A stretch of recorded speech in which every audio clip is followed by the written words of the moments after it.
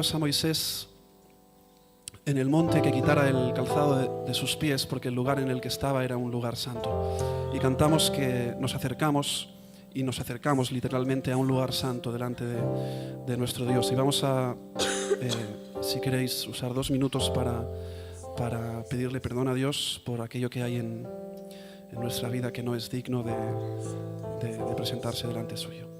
Vamos a orar.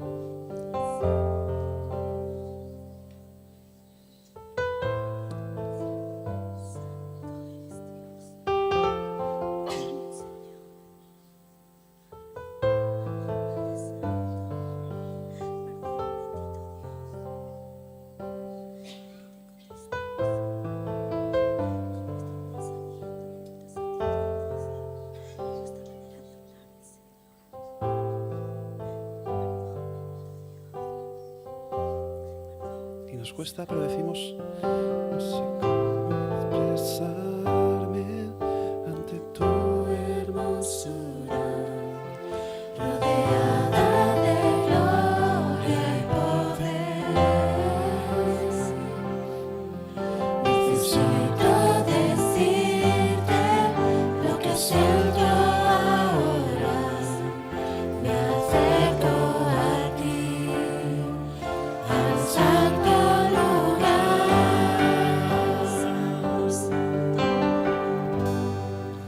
precioso Jesús, mi Redentor, amado Señor, eres todo para mí. Te adoraré cada día de mi vida. No puedo vivir si no estás junto a mí. Y Señor, más allá de incluso de lo que sentimos, más allá de donde van nuestros sentimientos, queremos reconocer que tú eres el Señor, que tú eres nuestro Salvador. Gracias, Jesús, por venir a esta tierra. Gracias por tu sacrificio, por hacerlo voluntariamente, Señor, y gracias por regalarnos la salvación. Queremos pedirte perdón por la cantidad de veces, Señor, que te desobedecemos, por la cantidad de veces que seguimos hiriéndote, Señor. Ayúdanos a parecernos más a ti, Señor, cada día, por favor. Y terminamos este tiempo mirando adelante a lo que nos espera algún día, cuando estemos delante de Él.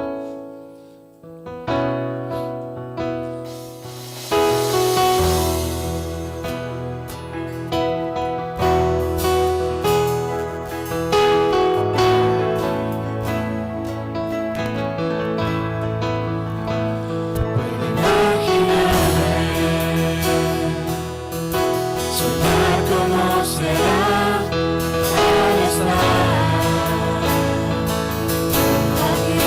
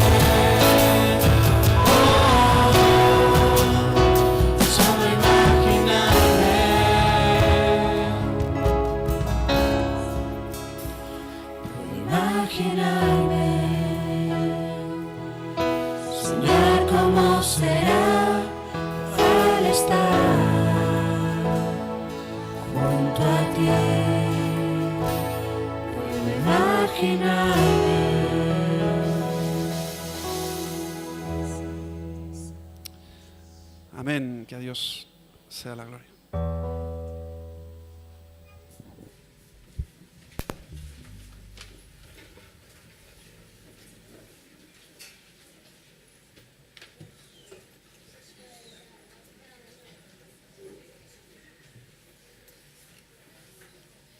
Pues después de este tiempo de alabanza a nuestro Dios, vamos a continuar nuestro culto. Sentimos que Elena Soler no puede estar con nosotros todavía porque sigue ingresada. Tenemos a Joan Ruiz, su esposo, y también su hermano, que está aquí. Pero ella no puede venir, pues sigue todavía hospitalizada. Y por otro lado también sabemos que Elga está ausente, está en su país, Elga, y no está con nosotros por un tiempo, no sé cuándo volverá. Esta semana, muy bien, muy bien. Me alegro de ver a Muna, que hacía días que no la veía. Bienvenida. Me alegro de que pueda estar con nosotros. Muy bien, pues vamos a tener la lectura de la palabra del Señor. Como veis, todavía seguimos con un poquito de calor, pero hay una noticia buena, es que ya tenemos luz corriente propia. Ahora pagamos la luz. Esa es la buena, que tenemos luz de la calle, ya funcionan los aparatos de aire acondicionado, pero todavía falta algún detalle para que los podamos tener en marcha. Y ahora ya podemos, aunque tenemos un poquito de calor, pero será por pocos días porque ya viene el frío. Vamos a leer la palabra del Señor.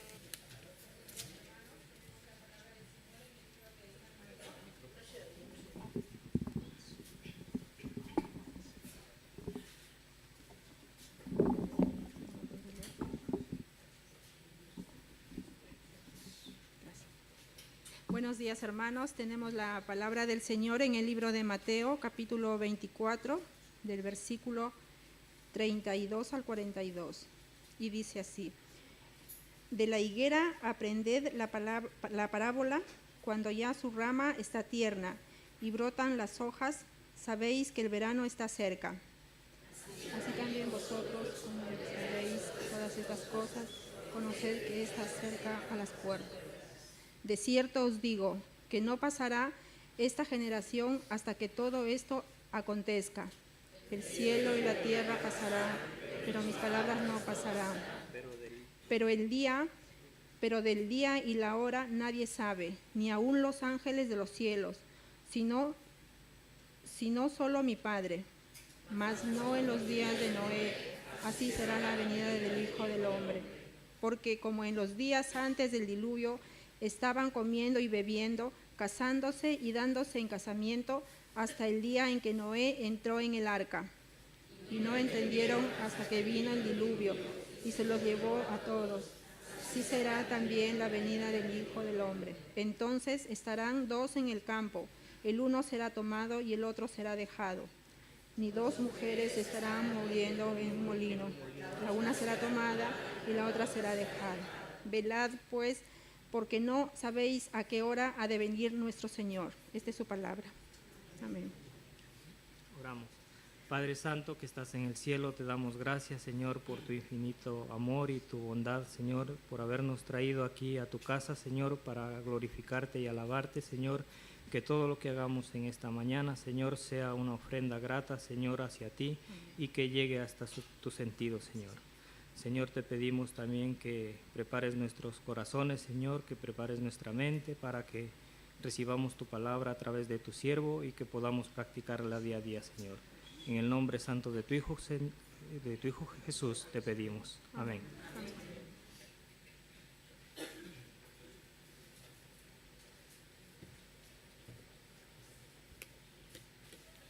Muy buenos días, queridos hermanos.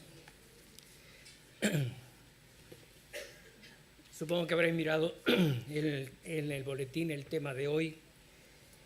Con este mensaje y Dios mediante los siguientes, comenzaremos una serie de los temas escatológicos, o sea, todo lo que tiene que ver con los últimos tiempos. Es interesante cuando miramos en las palabras del Señor Jesucristo, en los evangelios, sobre todo, por supuesto, que el Señor habló más de los últimos tiempos que de lo que tenía que ver con enseñanzas para el momento actual en que estaban viviendo. Y de ahí que la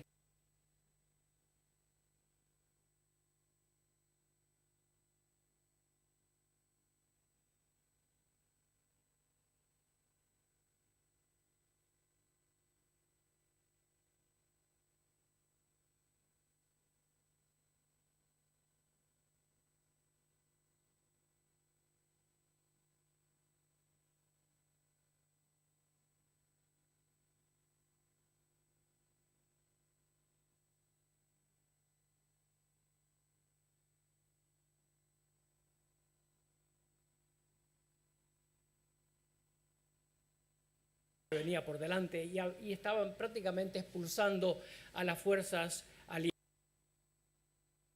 Entonces, a pesar de, o bajo su pesar, el general MacArthur tuvo que abandonar Filipinas, dejando atrás una cantidad de soldados, muchos prisioneros, otros perdidos en las selvas impenetrables de Filipinas, otros muertos. Las órdenes superiores le dijeron que debía salir y él, a su pesar, tuvo que salir en aquella oportunidad. Pero dijo estas memorables palabras: me voy, pero volveré. Se metió en una barcaza que apenas podía navegar de tan vieja que era, hasta un submarino que le sacó de aquellos lugares. Es interesante la experiencia de este hombre, de este líder, porque salió con un tremendo pesar en su corazón, porque dejaba tras de sí una cantidad de hombres que estaban bajo su mando, pero que no lo tendrían nada fácil, ya que habían caído en las manos del enemigo. Pasó el tiempo, pasaron los días, las semanas, los meses, y aquellos hombres seguían sufriendo las consecuencias de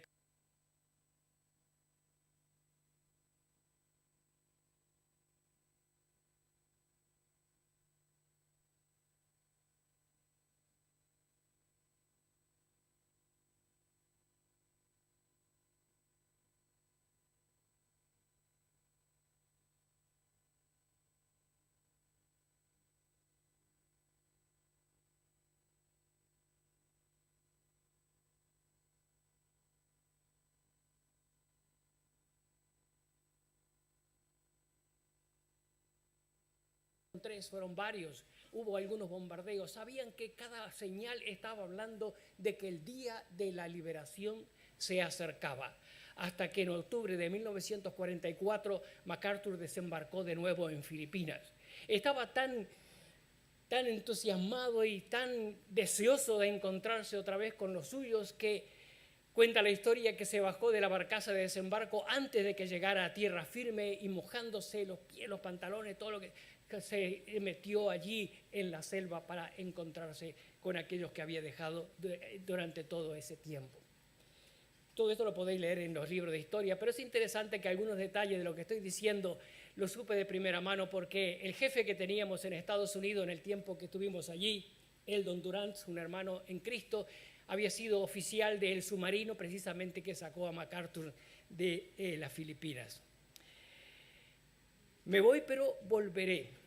Es interesante cuando miramos en la palabra de Dios palabras semejantes, aunque no exactas, pero sin embargo que tienen mucho que ver con lo que vamos a hablar en esta mañana. Vamos a hablar acerca del arrebatamiento de la iglesia y sobre todo este hecho indiscutible que se ha de cumplir en un tiempo que Dios ha determinado, y sabemos que el tiempo es cercano. La Biblia dice en capítulo 14 del Evangelio de Juan: no se turbe vuestro corazón, creéis en Dios, creed también en mí. En la casa de mi Padre muchas moradas hay. Si no fuera así, yo lo hubiera dicho. Me voy pues a preparar lugar para vosotros. Cuando las preparare, volveré otra vez, para que vosotros estéis, para que donde yo estoy, vosotros también estéis. Voy a preparar morada para vosotros, pero volveré a buscaros. Es una promesa hermosa que encontramos en la palabra de Dios. En el libro de Apocalipsis tenemos las cartas escritas a las 7 iglesias, conocidas bien como las 7 cartas a las iglesias de Apocalipsis. Son 7 cartas escritas a 7 iglesias que existían en aquellos días, pero que sin embargo tienen un alcance profético, y cada una de ellas representa una etapa dentro de la historia de la iglesia. La iglesia de Filadelfia representa la iglesia de los últimos tiempos, la iglesia que está viviendo, que está esperando, que está consciente de que la venida del Señor se acerca. Y dice capítulo 3, versículo 11 de Apocalipsis, a la iglesia de Filadelfia, a nosotros, a esta iglesia de este tiempo, dice: he aquí, yo vengo pronto. Retén lo que tienes, que nadie tome tu corona. Cabe la pregunta entonces, ¿cuándo es pronto? ¿Qué significa pronto? ¿Qué es cuando decimos de esta manera? ¿Cuándo vendrá?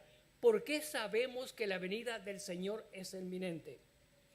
La Biblia dice en el Evangelio de Mateo, el pasaje que hemos leído los versículos más adelante, pero en el principio de este capítulo dice, cuando los discípulos preguntaron al Señor: dinos cuándo serán estas cosas y qué señales habrá de tu venida.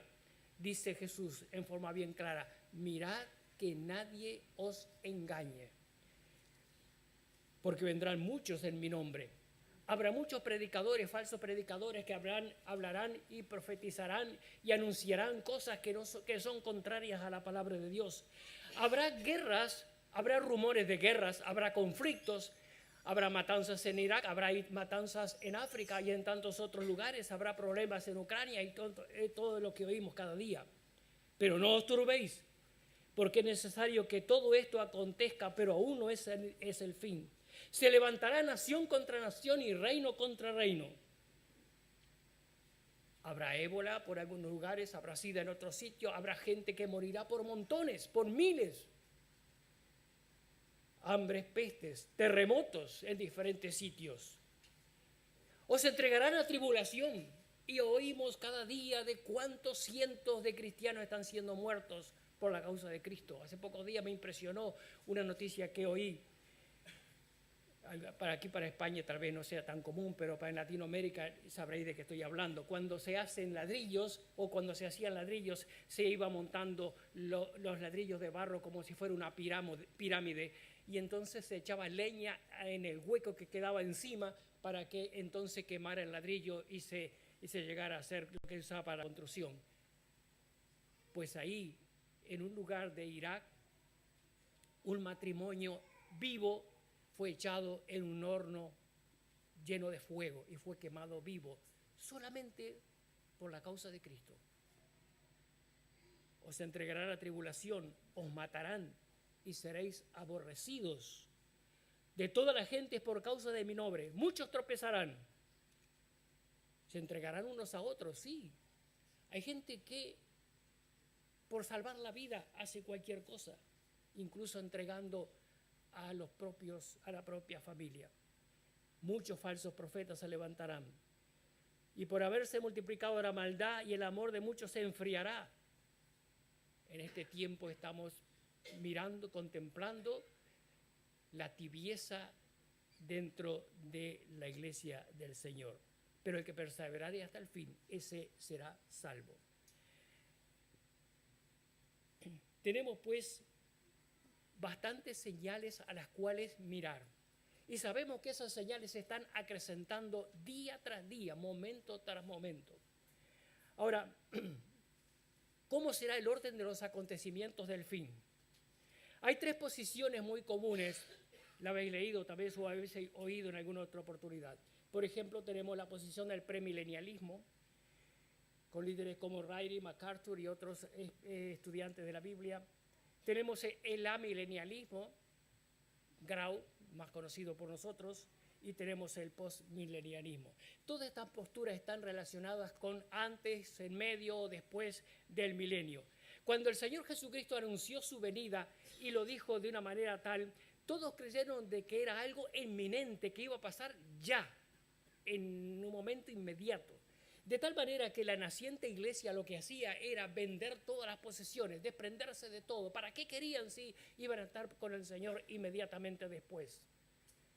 Y cuando vieron de que esto no se cumplía en forma terminantemente inmediata, el día siguiente muchos comenzaron a desanimarse y fueron naciendo estas posturas, estas ideologías o estos distintos puntos de vista en cuanto a cuándo sucedería estas cosas.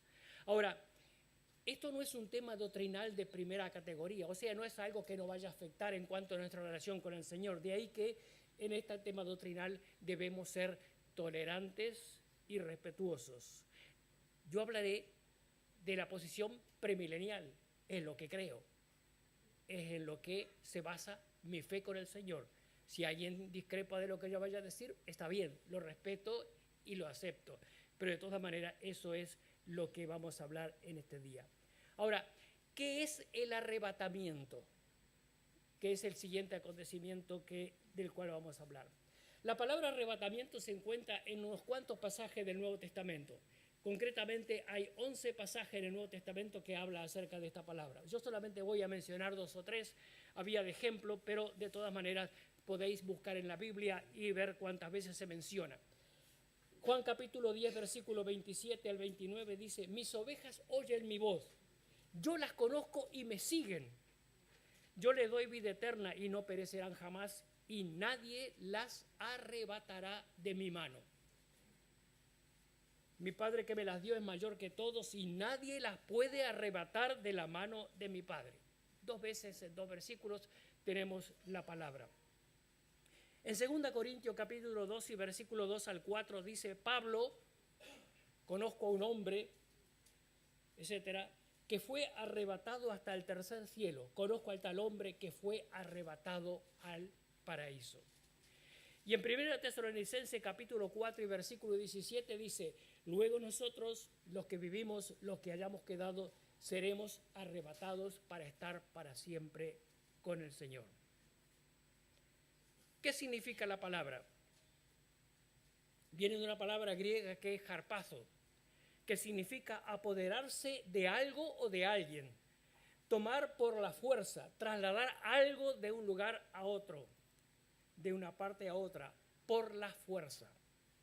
De esta palabra se deriva harpagé, que significa pillaje o robo, o harpax, ladrón. Es interesante la conexión de estas palabras entre arrebatamiento y ladrón o pillaje o robo, puesto que en muchas oportunidades el Señor Jesucristo usó la palabra ladrón para hablar acerca de su venida, como ladrón en la noche.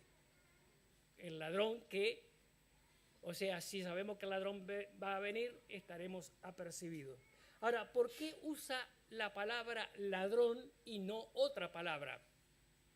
Todos sabemos lo que hacen los ladrones, ¿verdad? No precisa que los explique mucho. De todas maneras, el ladrón roba, arrebata, se apodera de algo por la fuerza o toma por la fuerza.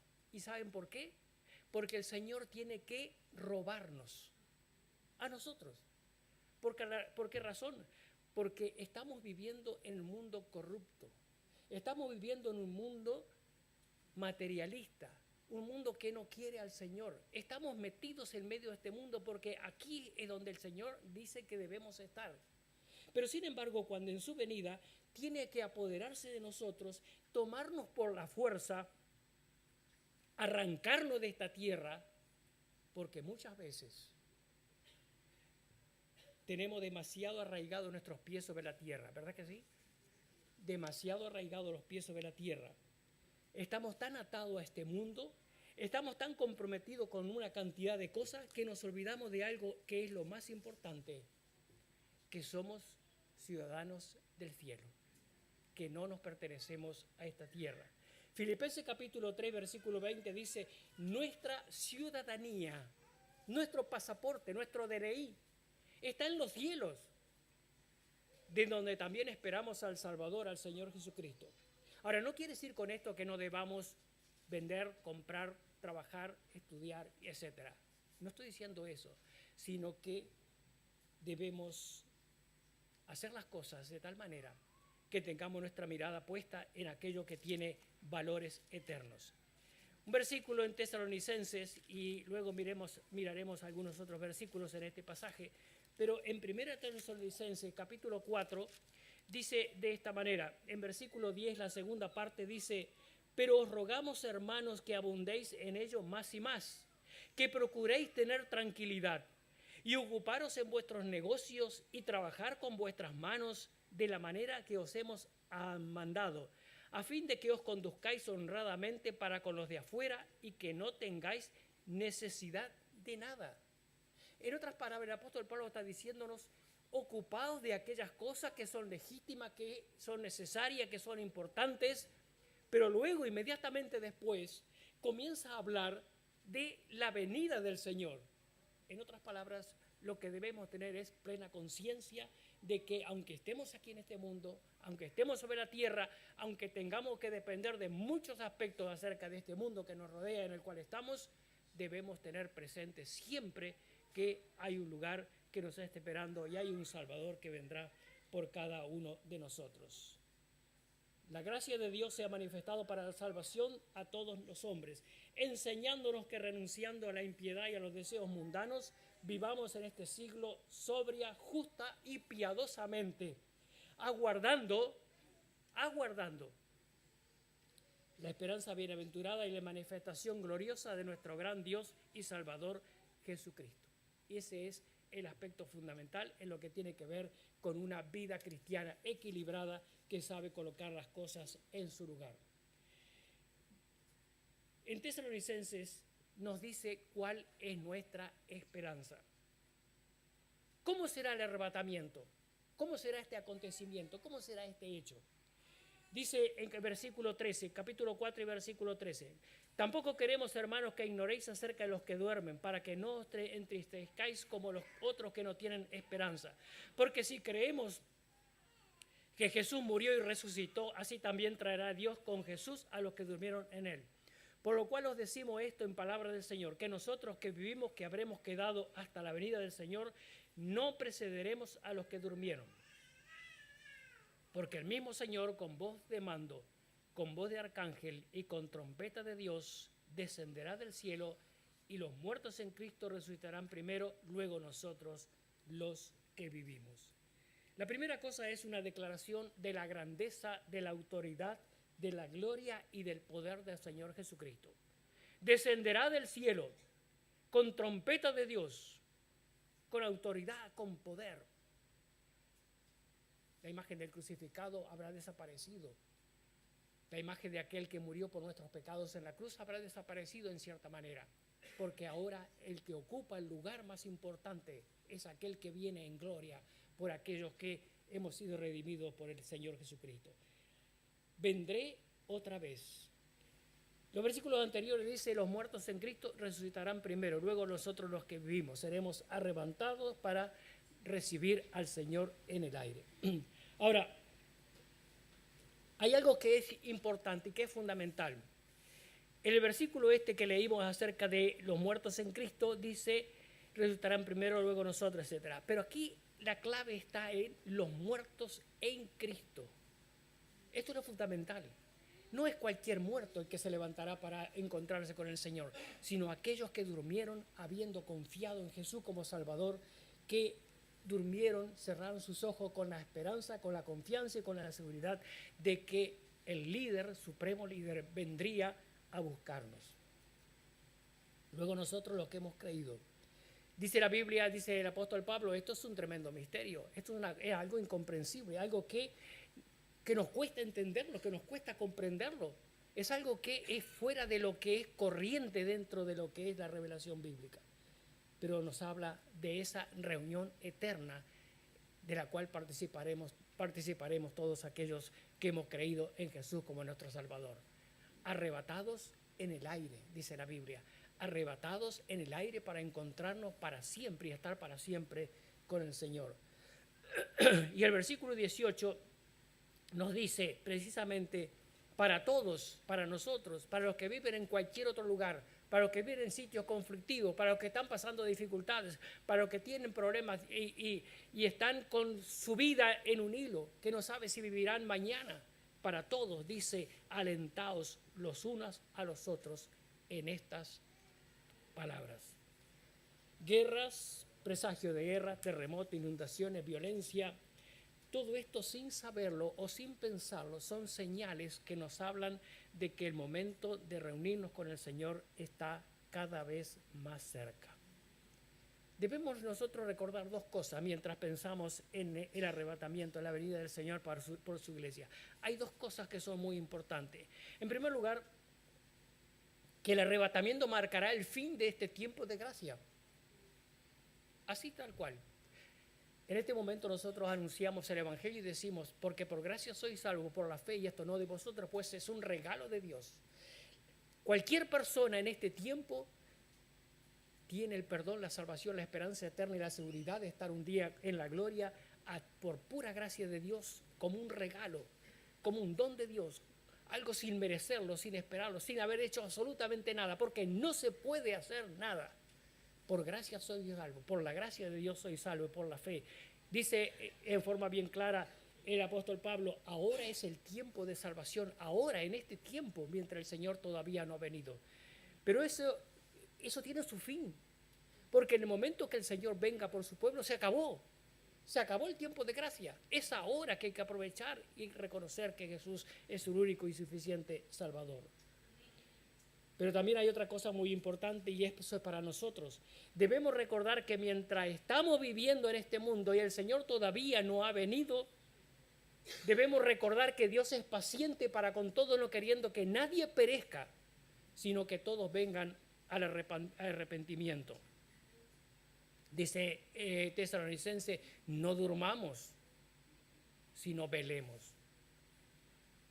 Y debemos tener con plena conciencia de que Dios nos está dando la oportunidad de que proclamemos su palabra, proclamemos su mensaje, anunciemos que el Señor salva en este tiempo. Velando, orando, trabajando para el Señor, honrándole y sirviendo y dándole lo mejor porque Él lo merece. No durmamos sino velemos. Ciertamente vengo en breve, dice el último versículo del libro de Apocalipsis, y todos decimos, amén. Señor Jesús, ven pronto. Amén.